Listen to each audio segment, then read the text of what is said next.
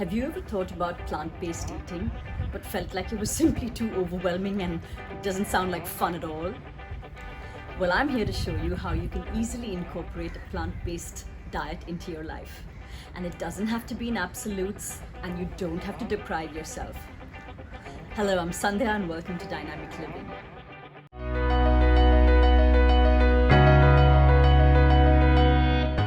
For a lot of people, eating plant-based, and yes, I'll say the word vegan, sounds like a distant dream. Very often we're simply too attached to the idea of our food, or even if you have strong moral or environmental reasons, it just sounds like too much work, and it also sounds like you probably will be the one having to order special meals and feeling deprived at everywhere you go. I have found, both with myself and with my clients, that the easiest way is to start with small steps. Don't think of it in terms of absolutes, but also let's look at it from first principles. There's an entire industry out there that's trying to make money off of you. So whether it's veganism or any other kind of marketing, the only foods that will make money are the ones that can be sold as packaged products, right? Nobody's going to sell you a vegetable and say, oh look, this is vegan, buy me. Which is why it sounds like eating vegan seems to require buying a lot of fancy foods, imported foods, and yes, processed foods. Now, no matter what your reasons, there are three primary considerations that you're going to have to balance out. One, how you feel about food morally. Two, how you feel about it environmentally. Three, how you feel about it emotionally. Four, how you feel about it in terms of time and effort. Our emotional connection with food is a whole different topic. But today, I'm going to show you an easy way to incorporate plant-based recipes into your life. What I am going to do today, because we are in lockdown, is to simply take an existing recipe and show you how you can make that plant-based and still make it quite delicious with whatever you have available. So today we'll have a vegan pesto recipe, and I picked this for a very particular reason, which is that I happen to have a basil plant growing right behind me. I thought it was a holy basil or a tulsi, and for some reason it just decided that it was going to grow into the most opulent basil plant right for a pesto. So here we go.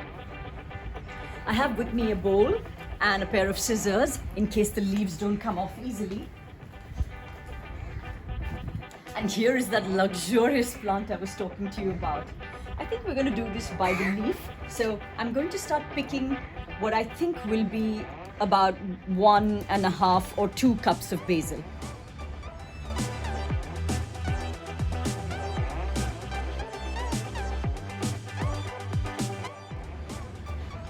If you do have store-bought basil, you're probably going to get a bunch like this, in which case all we're going to do is just strip the stalks of the leaves. The stalks do tend to be a little woody and could make the basil a little, and could make the pesto, a little bitter. Over to the kitchen.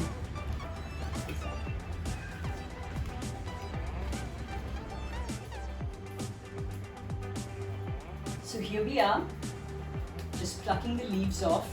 I personally keep the smaller stems. I love to include stalks in everything. Part of why modern eating is so wasteful is because we've become so picky about the parts of plants and animals that we eat and don't eat. The more we eat, the less wastage there is. So here we are. I have washed the basil leaves. This is about 1.5 cups. And I'm supposed to have patted them dry, but clearly haven't done a very good job of it.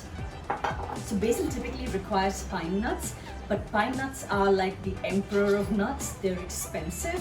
I think they're imported, and I personally like to use things that are easily available and easier on the budget. So what I have instead are some melon seeds and some cashew nuts, which will also give me the feeling, the creamy feeling of a pesto, because we're not actually going to be using cheese in it. So let's see how we do with this swap instead. Other nuts that you can use include almonds. If you toast them, they'll give you a nice nutty flavor. You can also use walnuts, again skinned and toasted, if you're not very fond of the slightly bitter aftertaste. But today we're going to go with the melon seeds and the cashew nuts. So I'm just going to grab like half a handful and drop them in there.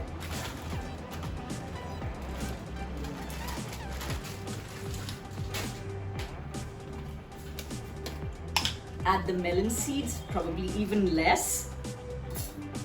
Typically your nuts and seeds should come up to about 2 tablespoons, but again, because we're not using cheese, we might want to put some more in. Okay, what I love is garlic. I personally can never have enough of garlic. It's one of those superfood. The only superfood really is just having a well-balanced diet. But this is how I peel my garlic. Literally just crush it and get the 2 big ends of it out. A little bit of skin never hurt anybody. So here we go. Quite satisfying to crush. The next ingredient that goes in is lemon. Now, I didn't realize that we didn't have any lemon at home, so I got these 2 reluctantly off of my plant that grows in our balcony. I'm gonna have to do the best I can. So to coax the juice out of it, I'm just gonna give it a little bit of a rub before I cut, because this isn't quite ripe yet.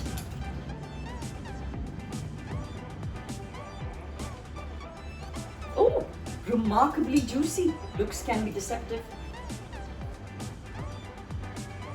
So it's worth taking the seeds out because again, all of these add to the bitter aftertaste. And if you're getting used to eating plant-based and you're not used to bitter as a taste, then it's worthwhile taking the seeds out.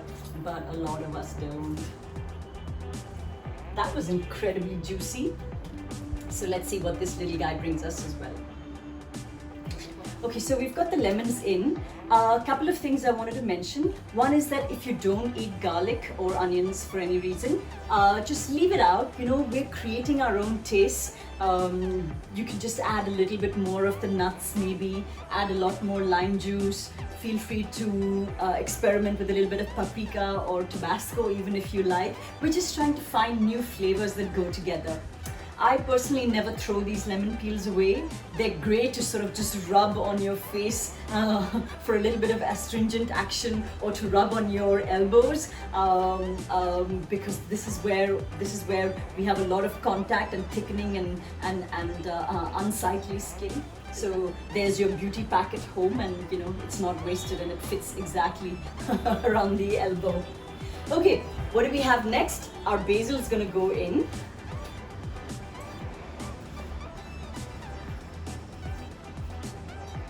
There we are. Ooh, already smells amazing. I have some fresh ground pepper. This is from my friend's farm in South India, and it just smells heavenly. I think nothing can compete with the aromas of fresh food to be got as locally as we possibly can. Another hack for taste is rock salt. This is Himalayan pink salt. I'm not using it for its magical and largely mystical health powers, but more because they are much bigger crystals than regular table salt. What this does then is it gives you little hits of flavor. You'll be using a lot less salt, but it also adds a little bit of texture and that explosion. My mouth's watering just talking about it. So I'm just going to start with very little. We can always season more later. The last ingredient to go in is olive oil. We probably should be using extra virgin. I don't have it. I've never missed it either.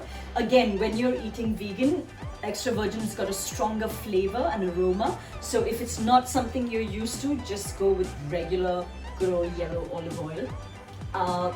The recipe calls for 1/3 of a cup. I start with less. Again, keep in mind that although olive oil has been touted as like, you know, nature's miracle cure, it is still oil and fat and needs to be used sparingly, especially if you're going to go on a calorie deficit diet. Fats provide a lot of calories for very little volume, so they're not going to fill you up, but they are going to add to your calorie load. And we don't want that.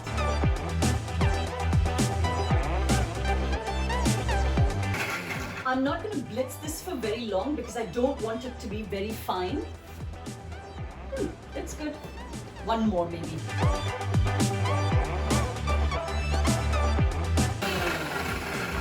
And then this is what it looks like now, and it smells heavenly. I'm going to give it a bit of a stir to get all the bits of leaves off the sides.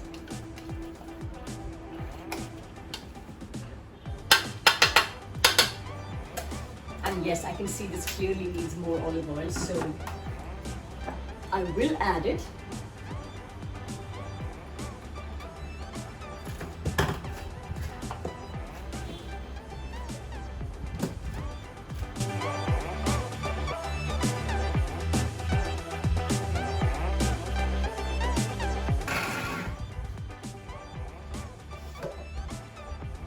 Oh my God, I do believe our pesto sauce is ready.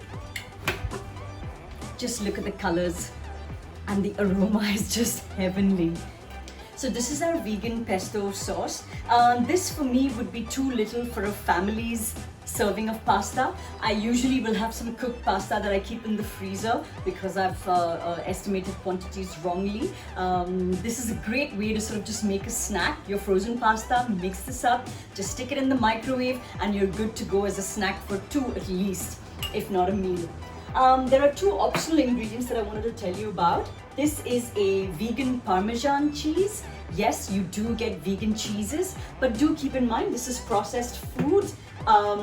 This is from one of my favorite brands called Platter that does fabulous plant-based products. It is all right for you to have a few processed foods. Pick wisely, use sparingly is the only rule of thumb. Also here, far less processed, is almond-based feta cheese.